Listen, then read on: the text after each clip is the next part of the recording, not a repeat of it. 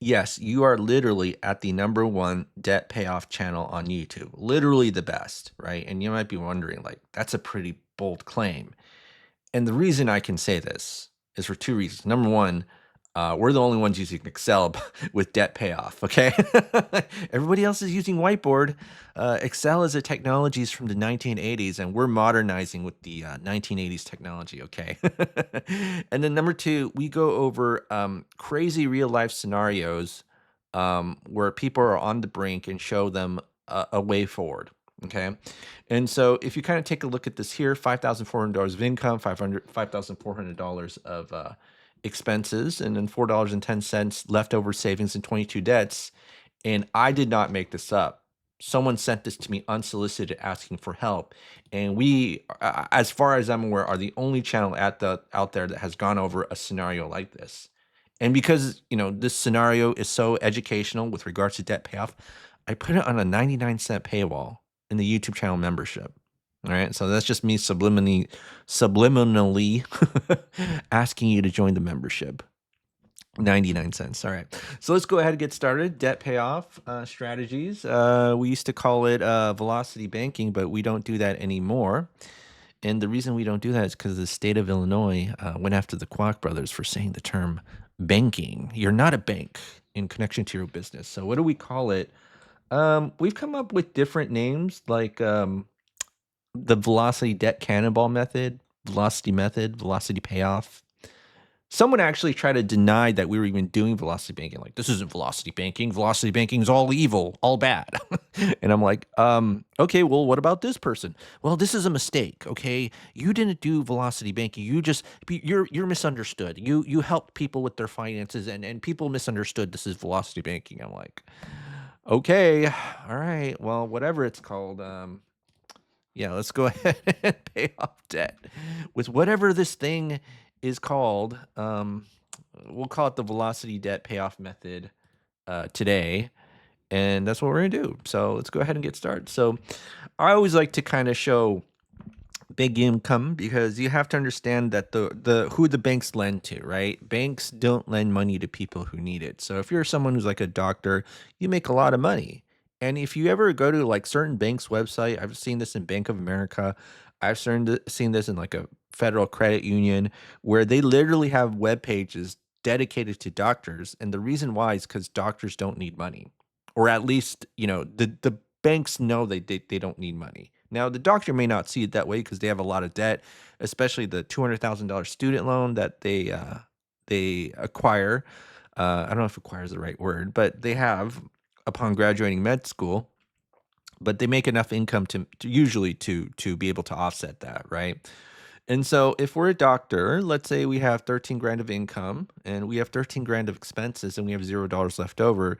The way I would present this strategy is not, this is the best debt payoff strategy ever and you got to do it. All I say is, listen, if you have the same income and the same expenses, is there something you can do to get out of this hole without making more money? Right? Without making more, that's the key word, without making more money. You could possibly borrow more money, which to most people, that would be insane because if you borrow more money, you would think that this number would go up. Okay. And that's what we're not going to do today. Wait, that is what we're going to do today. We're going to borrow more money. Well, what I meant to say is we're not going to make more income today. And so what we can show here is that this doctor has a lot of debt, 10 credit cards, okay, an auto loan, student loan, and mortgage. This is a comparably sized student loan, medical student loan. And here's the thing. I've heard people go abroad, whether it's for college, professional school, and then just get that credential abroad. It's much cheaper, and then just come back to the US and then practice their profession, right? I have heard that people have done that. So it's possible that you can shrink this number, but if you do in the US, it's probably going to be at least 200,000, okay? And we kind of did this demonstration before, but let me just kind of reset this again. So as we can see here, we have a lot of debt. And then on top of that, we have personal expenses not tied to debt. Okay. So meaning if we were debt free, we'd always have to pay the $3,000 every single month, right? It just costs money to live, which is, a shocker when you become an adult because a lot of times people say they'll take care of you, and then people do this all the time. They say they'll take care of you, and then when you ask them, "Can you please take care of me?" They're just like nowhere to be found, right? State government, or actually government in general, is notorious for this, for creating all these programs saying that we're going to take care of people, and then when you need to apply for, I guess, benefits, a lot of times that benefit doesn't come. But that's what I've heard, but I don't know for sure. And here's the thing: if you work for the government, right? And I've had plenty of people email me saying that they work for the federal government. I don't think I've had anybody tell me they work for the state government, but I've had people, say they work for the federal government. I don't say like you're the problem. I say the system is the problem, right? And a lot of people, sometimes they can't separate themselves from the big org or the big machine and tie their identity to it. But here's the thing about the big org or the big machine or the corporation, even like private businesses, right? Sometimes, and I'm not saying 100% of the time, they'll just treat you like you're disposable. Okay, so that's why you don't get too attached until you vetted them a little bit and say, hey, this is what I'm part of and what I'm proud to be. And you know what's funny is, and I know I'm going off a tangent. I was watching a video where law enforcement was saying, don't be an officer. Same thing with teachers, right? Like a lot of people in professions nowadays say, don't do this, it's a trap. Teachers, law enforcement, um, who else? I don't even know. Anyways, let's go ahead and back to pretending to be a doctor. So that's what we're gonna do. So the idea is that we have the same income, okay, and then we have the same expenses. And so how do we get out of this hole without making more money, right? Like I'm not saying this is best debt payoff strategy. I'm just saying, well, what ideas do we have? And my idea that I learned through this thing called velocity banking, which we're not using anymore because, state of Illinois, I already mentioned it. We're going to use the velocity debt payoff method. And here's the crazy thing, okay? This is going to be zero. But what's the difference between the left side and the right side? Okay, I'm going to tell you the difference between the left side and the right side when it comes to zero in your checking and savings. On the left side, okay, on the left side, you're being not intentional about your checking going to zero, right? That's really the main difference between the left and the right. And on the right side, you are being intentional about your checking going to zero, right? That's like the biggest difference between the left side and the right side. And so you can't really see this when you see a bank account statement, right? Because it's just going to be zero, okay? But there's a big difference between the left side and the right side. And then once you see the whole strategy, then it becomes a lot clearer. And what we're going to do is increase this cash flow number, okay? And we're going to increase this cash flow number, and this cash flow number is different from average American banking, okay? Because the way that we think about cash flow is whatever's left over in our checking and savings, which is why we're not intentional about our checking going to zero, okay? So if you ever study real estate investing, basically cash flow is defined as income minus expenses minus debt service, right? And then whatever's left over is that it goes in your checking and savings. Whereas when we do this, we're throwing all of our money into debt, taking our expenses out, and whatever's left over is that cash flow. So we're being very intentional about not saving money. The way we think about our bank account with respect to each column is that here, the checking and savings is the final destination of our money, whereas here the checking and savings is a temporary stop, like a bus stop for our money, right? It's not the final destination. And so you might be asking, if it's your first time, where's the final destination of our money? It's called a line of credit. Okay. So if you don't know what a line of credit is, it's just basically a financial tool where you can borrow money, pay it back, and then use it over and over again. That's essentially what a line of credit is. So there's different types: personal, business, home equity. Most common ones for an individual would be business or home equity if you own a home, right? And if you're dealing with bigger lines, you're going to deal with home equity, right? And we're going to assume that we have a free and clear line of credit, even though we have all this debt. Now, I'm going to be realistic with you. If people are in a debt situation with debt, what happens is if they have a line of credit, is that it starts out maxed out. So you see right here is that when we did this debt payoff scenario with the 22 debts, real life case scenario, It started with the 18,000 credit limit, and that person only had 230 something dollars left over. So this was like the most mind-blowing, crazy thing, I guess I'd ever seen, right? And that's what happens. They treat their line of credit as a maxed out credit card, just another maxed out credit card, rather than here's the keywords, as your main operating account. Main operating account. Okay. And so this is what we're going to do. We're going to shift some debt into the line of credit, and you know, realistically, you would not get a free and clear line of credit from the bank. And the reason is that banks don't lend money to people who need it. Okay, I said that in the beginning with, like, the whole thing about doctors, they don't really need money. But when you're maxed out in debt and you feel like I need money to breathe and I need to borrow some, which happens a lot more than you think it would, the bank sees that and they're like, no thanks. Okay. Because banks don't lend money to people who need it. And if you know how the banks work, I kind of give two analogies. It's always the same two analogies every time. Is that the bank is number one, the bank is a vampire, right? The bank is a vampire. And vampires need fresh blood. And so when you started out in life and you graduated medical school, the only debt you probably had was a student debt. You didn't have all the credit card debt. You probably didn't have the mortgage or the auto loan. And you probably lived very frugally during residency years as a med student, right? And so the bank saw you and saw like, hey, we can offer this person debt because they're full of fresh blood. And then once you take on debts, right? That's like, think of every little bank as a little vampire sucking on your fresh blood, aka your income. Then now you're tapped out. And so when the next bank sees that you've been tapped out by the other banks, aka that's your credit report, they're gonna be thinking like, "Ooh, there's no fresh blood for us," right? That's essentially what a vampire thinks, or a leech, or whatever analogy you want to use. There's no fresh blood for the bank to suck on because you've been tapped out by the other banks, right? And then another thing that you can think about is that people who need money don't pay you back.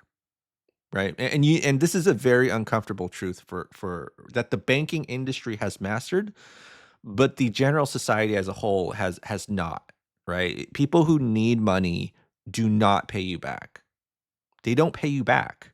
And you know this to be true because you probably had friends or family borrow money from you, say the magic words, I need the money because, or I need to borrow the money because I need it.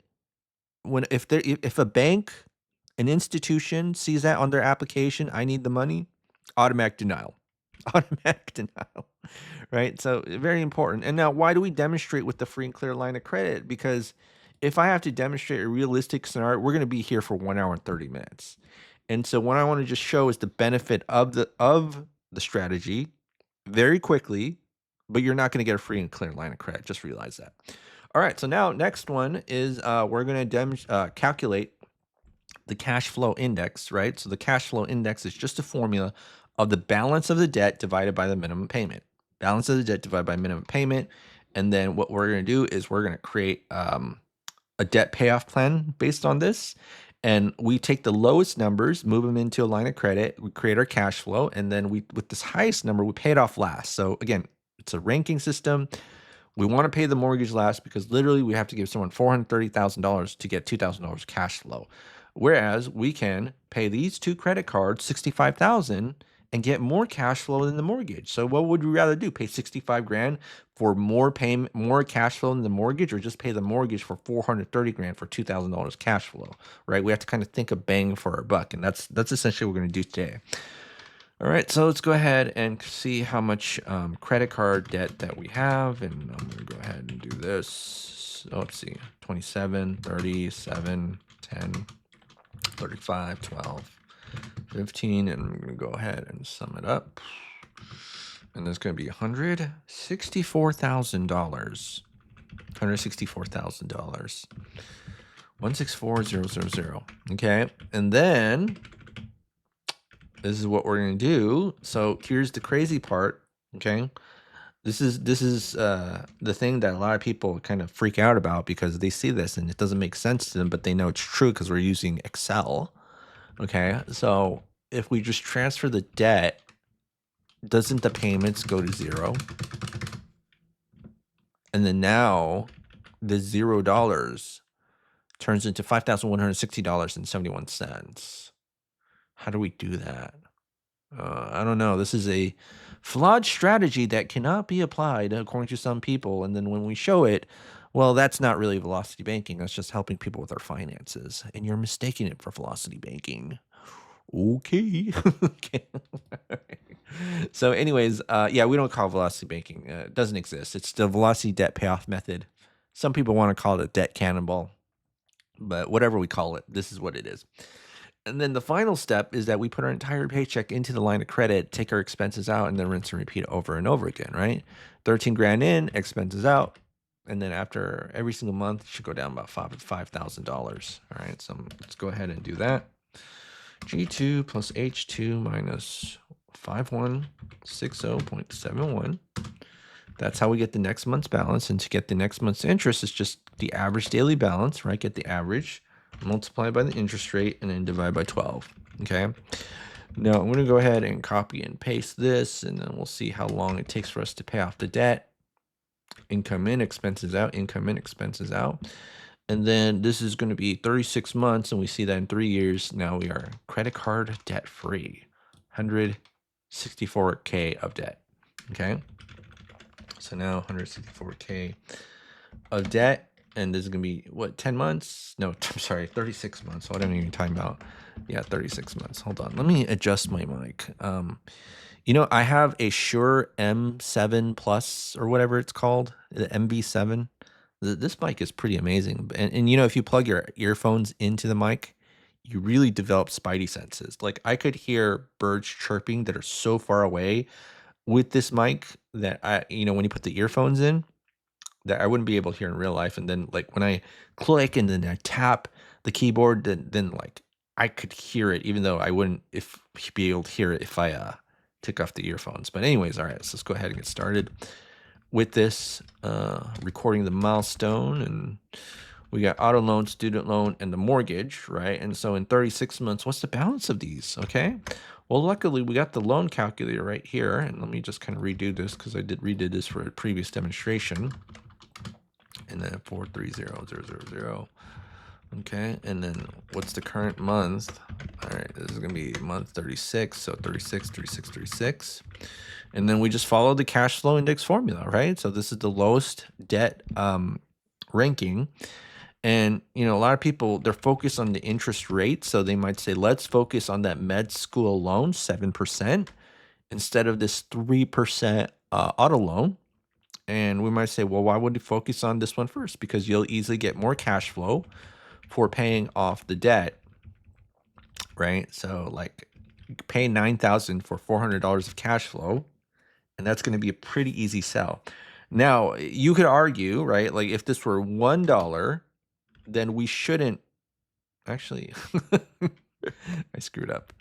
All right. So if we did this payment were $1, then we probably shouldn't pay it off first because it sucks up so little of our cash flow that we pay $1 a month, right? So it's not always about the smallest balance. It's about the ratio. All right. So let's go ahead and move this into the line of credit. And then we're going to do that. Hello. All right. We got that here. And then, all right. So this could be plus 9197.3. And then we see that at 2 months, it pays off anyways. But, we do need to update the cash flow. So we'll do that. So I'm going to go back here. And I'm just going to do this. So it's going to be $395.31. This is 0. And then this is going to be 5556.02. And I'm going to do this and then copy and paste this. Okay, so I just got to update this number, 5556.02.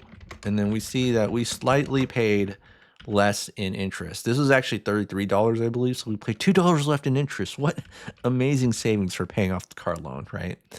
All right, so now the next one is a student loan, and let me go ahead and record this. So this is 38 months. 164 plus 22. So it's 186K. All right, and then two more, the student loan and the mortgage. So it's gonna be 38 months. So I just do 38, 38, and then it's gonna be 0. And then now we have the student loan. So I have general principles and rules of thumb about using lines of credit to pay off loans, right? And so one thing you have to be aware of that is if the loan interest rate and the line of credit interest rate is the same, it's pretty much safe to move the entire loan into the line. Now, there are some nuances that we have to be aware of. So, for example, with HELOCs, I heard that it's not those the interest that you pay on a HELOC is not easily tax deductible compared to a regular mortgage, right? Because they have rules, as far as I'm aware, that the HELOC funds the interest that accrues from the HELOC funds can only be used for home repairs. Now, I'm not an accountant, but I verified that with an accountant. There's other things that are complicated, like I don't know if it's complicated because I'm not. I'm saying it's complicated for me because I'm not an accountant, like interest tracing and all that. But you got to verify these things, right? So, general rules of thumb when it just comes to using lines of credit to pay off loans is that if the loan interest rate is same or higher, then you can just move the entire loan into the line. It'll be pretty much be safe and it's not going to be that big of a deal. Now, if it's lower, there's a huge difference. And not only that, okay, if the term is really, really long, you shouldn't move the loan into a line of credit, right? So think about what this high cash flow index number means. It usually means the term is really long. So you have big balance that's 4%, and you're moving into an 8% line of credit. And the whole theory about this is that, hey, it's okay if you move the 4 into an 8 as long as you get the cash flow.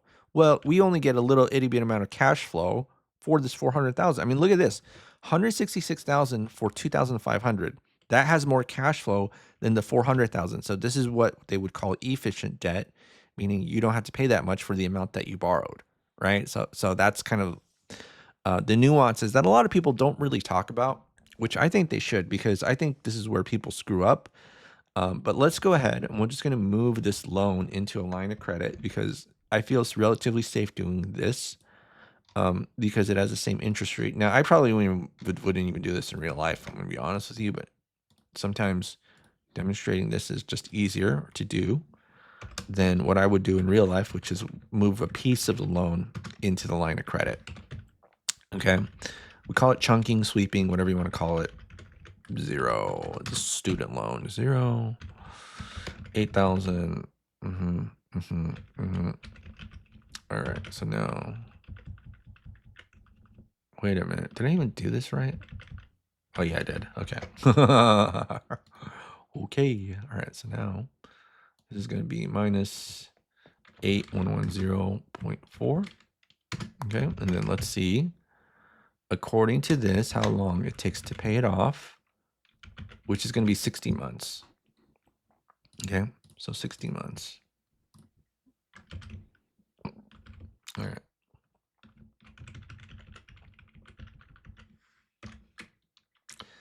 All right. So 186 plus 220, that's 406K. 406K and then 60 months. Why I put kilometers? No, it's km. All right. So now it's a 30-year mortgage at 60 months. So let me just put 60 right here. And I always tell you that you have two choices. So number one choice is extra payments, meaning that you make the payment of the mortgage and then you just put all your cash flow in as another payment or additional payment on top of that to the principal, this $8,110.40. Now, given that this is your last loan, not a big deal if you do that, right? It's not the end of the world. And, I would say, hey, if you can do that, just go ahead and do it, right? But what happens with this option is realistically, you have to consider, would most people put their entire cash into an extra payment into a mortgage? And we know from just behavior, societal behavior, people don't. Nobody does. And the reason is whenever you overpay a loan or even a credit card, it introduces friction in how fast your money can move into your bank accounts, right? Because if I overpay a loan, let's say $8,000, and then I wanted that money back, I can't get it back. But of course we have credit cards. We just use it as a backup, We have our line of credit. We use it as our backup, right? So it's not going to be the end of the world. But one of the things that we're trying to prevent is the segregation of income. So remember, one of the reasons why we say just put your money in one place is that we're trying to prevent your money to be split all over the place, right? Remember, real life scenario, okay? Like we're trying to prevent the segregation of income. That's one aspect of it too. So if you're just putting your one place in a line of credit, it'll probably make it much easier than just kind of splitting your money all over the place. But whatever works for you, whatever works for you, right? So what I like to demonstrate is, hey, even if you did pay with a line of credit, even if it's 8, 15, 30%, you'll be fine. Okay. And so how do we pay with the line of credit? Do we dump the entire mortgage into a line of credit? Do we replace with the first lien HELOC? No. Okay. No. Unless like the mortgage interest rate is somehow higher than the line of credit interest rate, which is almost impossible, because the interest rate of the mortgage, I'm sorry, the of the debt represents the risk of the borrower profile, and how much access you have to your money. So because it's so inconvenient to overpay a mortgage, they will charge less interest, right? Like you understand how that works, right? So you're not going to get a lower interest rate usually moving a mortgage into a line of credit. But what if we just move pieces of the loan into a line of credit? Okay. So what we're going to do is, let's say we move 16 grand of the loan of the principal into the line of credit. So I'm just going to go to this, show this right here. This is just kind of a cowboy math summary of how this works. And I'm going to do that. And then you see that 60 grand gets paid off every single month. And you see that the interest cost of doing it this way for using the line of credit is about $30 a month, right? So, I know some people would be like, $30 a month, that's so expensive. And I'm saying, as a tool to help you to prevent you from going from here where you should be to here, it might be worth it, right? And there's kind of a, I guess, like, I have a Dave Ramsey-ish approach about this, where, hey, you might actually theoretically paying a little bit extra, and I'll show you how much little bit. But if it's going to help you get there, just do it, rather than like the most optimal situation, the lowest cost situation you're not going to actually do. And the way I present that is going to the gym on New Year's, right? If you go to the gym on New Year's, it's the cheapest option. It is literally the cheapest option that you're not going to do, right? And that's what happens with extra payments. So let me go ahead and open up the spreadsheet. Give me one second. That shows this in full. All right, here we are. We have the calculator and everything set up, so it's 3.5 years. And one thing I do want to show, okay, is that, hey, even if you used a 15% interest rate, it would literally make a difference of about 2 grand, right? 15, okay, and then do 30.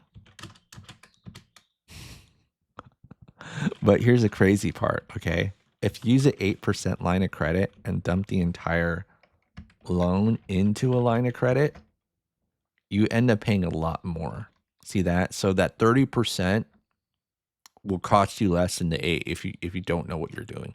Now, obviously, you shouldn't use a 30%, but a lot of people will tell you put the entire loan, the mortgage, into a line of credit, which don't do.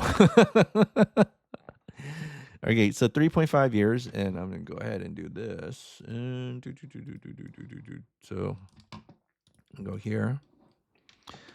And then I'm just going to go ahead and do this. So 0, 60 divided by 12 plus 3.5. And then we are debt-free in 8.5 years, debt-free. Okay. Alrighty, well, that's it for today, folks. We're actually pretty much at the 30-minute mark, so this is a longer video because I just ranted on and on, or rambled on and on and on. And yeah, literally the #1 debt payoff YouTube channel on the internets. So interwebs, internets, whatever it is, YouTube, literally #1. And if there's anybody else that's better, just let me know. But I'm pretty sure I'm literally #1.